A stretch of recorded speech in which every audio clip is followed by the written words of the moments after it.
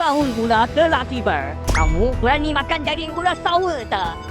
Tolong! Beberapa laporan penyelidikan mengatakan, jika pada masa depan manusia semakin banyak dan daging haiwan tidak cukup untuk dimakan, makan daging gula sour mungkin akan sangat berkesan. Kerana dari segi rasa, daging gula sour hampir sama dengan rasa daging ayam. Tetapi, ladang pembiakan memelihara sekumpulan gula sour. Ia pasti lebih seronok daripada memelihara babi, lembu atau ayam. Memelihara lembu dan ayam, kamu perlu memberi makan dengan banyak. Cepat bagi saya makan. Makan sampai kenyang dan jadi gemuk. Tapi makanan ternakan sangat mahal. Makan begitu banyak makanan ternakan, baru dapat sedikit daging. Betul-betul tidak berbaloi. Tapi gula sour sangat mudah dipelihara. Beri makanan busuk saja. Makan pun terus gemuk. Kalau lembu atau ayam beberapa hari tak diberi makan, mereka akan mati kelaparan. Tapi gula sour sudah lama tidak makan, berat badan pun tak akan berkurang. Lembu dan ayam kelihatan agak gemuk, tetapi bahagian yang tidak boleh dimakan terlalu banyak.